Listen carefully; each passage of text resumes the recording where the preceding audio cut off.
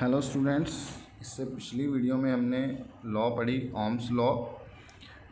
साथ ही हमने Ohm's law की वेक्टर फॉर्म पढ़ी, स्पेसिफिक रेजिस्टेंस को डिफ़ाइन किया, रेजिस्टेंस को डिफ़ाइन किया।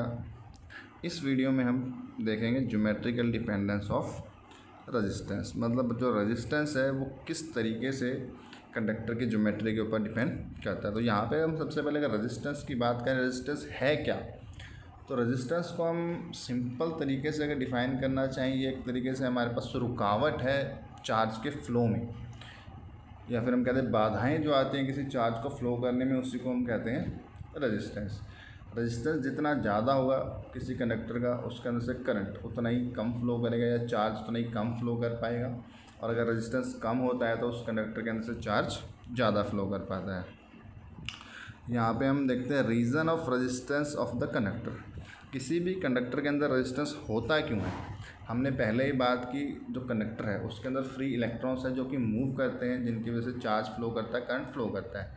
लेकिन हमारे पास कंडक्टर के अंदर वो इलेक्ट्रॉन्स बिल्कुल फ्री नहीं है, फ्रीली मूव नहीं कर सकते हैं। जब वो मूव करते हैं तो उनके कॉलिजन होते हैं पॉजिटिव आयंस के साथ, दूसरे न्यूक्लियस के साथ, इलेक्ट्रॉन्स के साथ, और इन्हीं कॉलिजन्स की वजह से जो चार्जेस का फ़्लो है वो इजीली नहीं हो पाता, उसके अंदर कुछ रुकावट आ जाती है जिसको हम कहते हैं रेजिस्टेंस। तो यहाँ पे हम डिफ़ाइन कर सकते हैं hindrance created in the way of motion of electron due to their collision with positive ions and electrons of the conductor is called resistance of the conductor. तो जो हिंड्रेंस, जो रुकावट आती हैं इलेक्ट्रॉन्स के मोशन के अंदर, किस वजह से, due to collision with positive ions and electrons, इसी को हम कहते हैं रेजिस्टेंस। हम यहाँ पे नेक्स्ट टॉपिक में पढ़ेंगे डिपेंडेंस ऑन ज्योमेट्रिकल स्ट्रक्चर। जो रेजिस्टेंस है वो ज्योमेट्रिकल स्ट्रक्चर के ऊपर कैसे डिपेंड करता है। देखो, इससे पहले हमने एक फार्मूला जो है ड्राइव किया था, R equals to rho L by A, या फिर आप कह सकते हो rho equals to R A by L, है ना। इसी फार्मूले को अगर आप रीअरेंज करो ये फार्मूला आ जाएगा, और इसी फार्मूले से हम जो डिपेंडेंस है रेजिस्टेंस का कंडक्टर की ज्योमेट्री के ऊपर वो फाइंड कर सकते हैं। तो यहाँ पे हमारे पास जो रेजिस्टेंस है, first of all resistance R is directly proportional to the length L। जो रेजिस्टेंस है वो कंडक्टर की लेंथ के ऊपर डिपेंड करता है, वो भी डायरेक्टली प्रोपोर्शनल है। मतलब अगर आप कंडक्टर की लेंथ बढ़ाएंगे तो उस कंडक्टर का रेजिस्टेंस भी बढ़ेगा। सेकेंड, हमारे पास जो डिपेंडेंस है एरिया ऑफ क्रॉस सेक्शन पे। Resistance R is inversely proportional to the area of cross section of the conductor. तो हमारे पास जो रेजिस्टेंस है वो इन्वर्सली प्रोपोर्शनल है एरिया ऑफ क्रॉस सेक्शन के। मतलब अगर एरिया ऑफ क्रॉस सेक्शन बढ़ेगा तो रेजिस्टेंस कम हो जाएगा, और अगर किसी वायर का एरिया ऑफ क्रॉस सेक्शन कम है तो उसका रेजिस्टेंस ज़्यादा होगा। थर्ड, हम यहाँ पे बात करते हैं resistance R of a conductor directly proportional to the specific resistance of the material. यहाँ पे जो रेजिस्टेंस है वो डायरेक्टली प्रोपोर्शनल होता है मटेरियल के स्पेसिफिक रेजिस्टेंस या रेजिस्टिविटी के। तो हमारे पास तीन टर्म आ गई, R is directly proportional to L, R is inversely proportional to A and R is directly proportional to rho. इन तीनों को अगर आप कंबाइन करते हो तो हमारे पास जो फार्मूला आएगा R is directly proportional to rho L by A, और हम यहाँ पे कह सकते हैं R equals to rho L by A।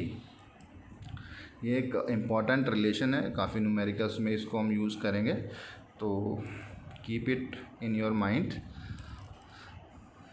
Next जो हम यहाँ पे बात करेंगे ohmic and non ohmic resistances की।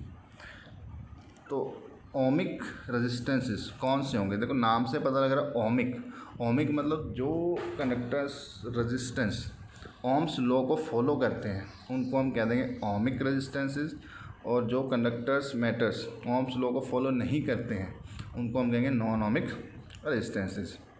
तो यहाँ पे हमारे पास दोनों की डेफिनेशन है।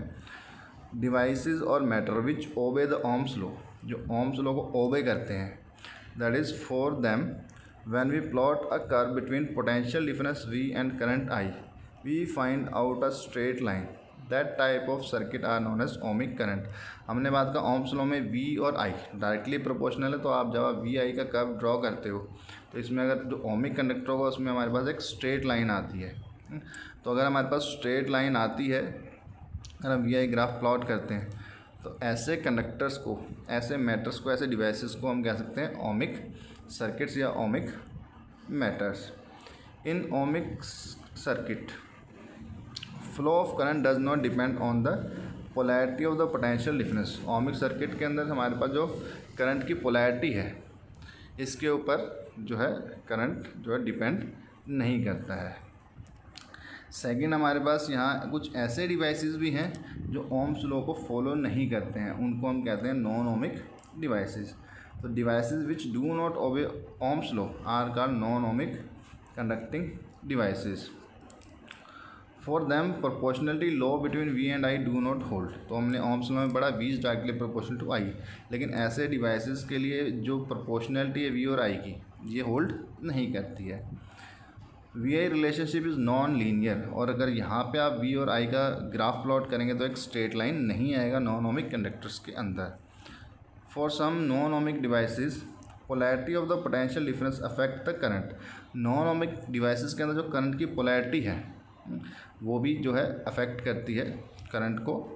कुछ एग्जांपल यहाँ पे हमारे पास है नॉन ओमिक डिवाइसेस के, जिसमें हमारे पास है vacuum tubes, semiconductor diodes, transistor, liquid electrolyte etcetera. ये सारे हमारे पास जो है नॉन ओमिक डिवाइसेस हैं। इनके अगर हम जैसे ग्राफ्स की बात करें, डायोड्स के लिए आपके पास कुछ ऐसा ग्राफ आएगा, एक स्ट्रेट लाइन नहीं आएगी। आप जैसे जैसे पोटेंशियल बढ़ाओगे तो करंट जो है ज़्यादा इंक्रीज़ होगा, स्ट्रेट लाइन के बजाय ये कर्व जो है ऊपर की तरफ राइज करना शुरू कर जाएगी। सिमिलरली अगर हम इलेक्ट्रोलाइट्स की बात करते हैं, यहाँ पे अगर आप पोटेंशियल चेंज करते हो उसके अकॉर्डिंग करंट हमारे पास कुछ इस तरीके से वेरी करता है। इसी तरीके से जो सेमीकंडक्टर डायोड्स हमारे पास हैं उसके लिए हमारे पास कुछ ऐसा कर्व आता है। तो हम कह सकते हैं ऐसे डिवाइसेस जिनमें हमारे पास जो VI कर्व है, VI कर्व अगर स्ट्रेट लाइन नहीं है तो वो होंगे नॉन ओमिक, स्ट्रेट लाइन है तो हमारे पास होंगे ओमिक। इस वीडियो में इतना ही, मिलते हैं नेक्स्ट वीडियो में। Thank you.